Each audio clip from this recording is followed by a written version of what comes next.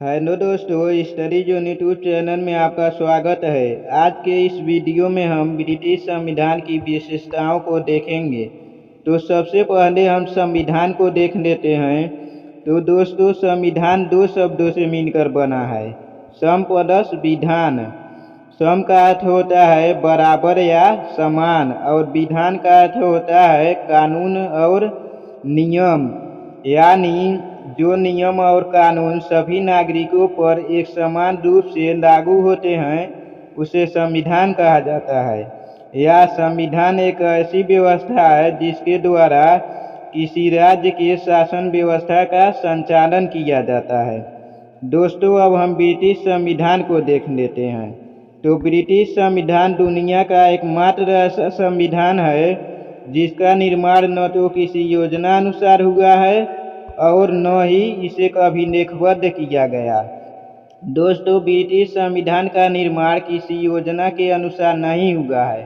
अगर हम अपने भारत के संविधान को देखेंगे तो इसका निर्माण संविधान सभा ने किया है, परंतु ब्रिटेन के संविधान का निर्माण संविधान सभा ने नहीं किया है, बल्कि यह कई पीढ़ियों से धीरे धीरे विकसित हुआ है। और ब्रिटिश संविधान एक लंबे समय के ऐतिहासिक विकास का परिणाम है। ब्रिटिश संविधान वास्तव में एक विकसित संविधान है और इसका अधिकांश भाग प्रथाओं और परंपराओं के रूप में है। इसका अधिकांश भाग किस रूप में है? प्रथाओं और परंपराओं के रूप में है। ब्रिटेन ने अपनी परिस्थितियों के अनुरूप जिस संविधान को अपनाया है उसकी अपनी कुछ विशेषताएं हैं। तो चलिए देखते हैं कौन कौन सी विशेषताएं हैं। पहली विशेषता है विकसित संविधान। दोस्तों, विकसित संविधान विकास का परिणाम है। इसे निर्मित करने के लिए सोवियत संघ, रूस, अमेरिकी, फ्रांस, भारत आदि देशों की तरह संविधान सभा का निर्माण नहीं किया गया था, न ही इस संविधान की घोषणा की गई थी। यह तो अंग्रेजी समाज के साथ ही विकसित हुआ था। दोस्तों, ब्रिटिश संविधान का रूस, अमेरिकी, फ्रांस, भारत आदि देशों की तरह निर्माण नहीं हुआ है, बल्कि यह अंग्रेजी समाज के साथ साथ ही विकसित हुआ है। दोस्तों, दूसरी विशेषता है अलिखित संविधान। ब्रिटिश संविधान अलिखित संविधान है। यह संविधान अमेरिका, फ्रांस, चीन, भारत आदि देशों की तरह लेखबद्ध नहीं है। यद्यपि कानूनों के रूप में कुछ लिखित अंश भी हैं, लेकिन उनका अधिकांश भाग प्रथाओं और परंपराओं के रूप में अलिखित है।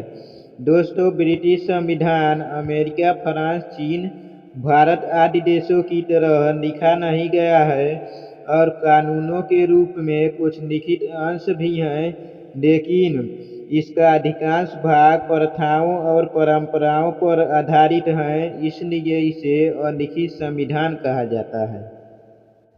तीसरी विशेषता है लचीला या सुपरिवर्तनशील संविधान। दोस्तों, ब्रिटिश संविधान अपने लचीलेपन से विश्वविख्यात है। ब्रिटिश के संविधान में आसानी से संशोधन किया जा सकता है। इसमें संशोधन करने की प्रक्रिया सामान्य कानूनों की तरह है। अगला विशेषता है प्राचीन संविधान। दोस्तों, ब्रिटिश संविधान की एक विशेषता यह है कि यह विश्व के सबसे प्राचीन संविधानों में से एक है। ब्रिटेन में ही सर्वप्रथम संवैधानिक शासन का आरंभ हुआ था। पांचवी विशेषता है संसद की सर्वोच्चता। दोस्तों, ब्रिटेन में संसद सर्वोच्च है। वहाँ संसद का स्थान सबसे ऊपर है। वह एकमात्र कानूनी निर्मात्री संस्था है। वह साधारण बहुमत से ही किसी कानून को परिवर्तित कर सकती है और उसके द्वारा निर्मित कानून को कहीं भी चुनौती नहीं दी जा सकती। वहाँ पर भारत एवं अमेरिका की तरह न्यायिक पुनरावलोकन की व्यवस्था नहीं है। यही कारण है कि डिनोम्बे लिखते हैं कि ब्रिटिश संसद स्त्री को पुरुष और पुरुष को स्त्री बनाने के अतिरिक्त सब कुछ कर सकती है। छठवीं विशेषता है संसदात्मक प्रजातंत्र। दोस्तों, ब्रिटेन में संसदीय शासन को अपनाया गया है और ब्रिटिश शासन संसदात्मक व्यवस्था का आदर्श प्रतीक है। और संसदात्मक शासन के 3 लक्षण होते हैं। पहला है दोहरी कार्यपालिका। दोस्तों, दोहरी कार्यपालिका में शासन के 2 रूप दिखाई देते हैं। पहला है नाम मात्र की कार्यपालिका और दूसरा है वास्तविक कार्यपालिका। नाम मात्र की कार्यपालिका का प्रमुख सम्राट होता है और वास्तविक कार्यपालिका का प्रमुख प्रधानमंत्री होता है। और दूसरी है व्यवस्थापिका और कार्यपालिका में घनिष्ठ संबंध पाया जाता है। और तीसरा है कार्यपालिका के कार्यकाल की अनिश्चितता। और यह तीनों ही ब्रिटिश शासन के अंतर्गत पूर्ण अंशों में विद्यमान है। 7वां विशेषता है एकात्मक शासन व्यवस्था। दोस्तों, ब्रिटेन में एकात्मक शासन व्यवस्था को अपनाया गया है और सभी शक्तियां केंद्र में निहित है। केंद्रीय सरकार ही संपूर्ण देश का शासन संचालित करती है। यद्यपि प्रशासन की सुविधा से संपूर्ण देश विभिन्न इकाइयों में बटा हुआ है तथा इन इकाइयों को कुछ शक्तियां भी प्रदान की गई हैं, फिर भी ये शक्तियां उन्हें संविधान द्वारा प्रदत्त न करके केंद्र द्वारा प्रदान की गई हैं। केंद्र इन्हें अपनी इच्छा अनुसार वापस ले सकता है। दोस्तों, एकात्मक शासन व्यवस्था में संविधान द्वारा सारी शक्तियां केंद्र को दी जाती हैं और केंद्र ही शासन का संचालन करता है और राज्य सरकार को केंद्र द्वारा शक्तियां प्रदान होती हैं और केंद्र जब चाहे उसे ले सकता है और जब चाहे उसे दे सकता है। वह केंद्र की सरकार के दया पर निर्भर करता है। 8वीं विशेषता है विधि का शासन। दोस्तों, ब्रिटेन में विधि का शासन है। वहाँ कानून से ऊपर कोई नहीं। सभी नागरिकों को कानून के समक्ष समानता है। ब्रिटेन के हर नागरिक पर एक सा कानून लागू होता है।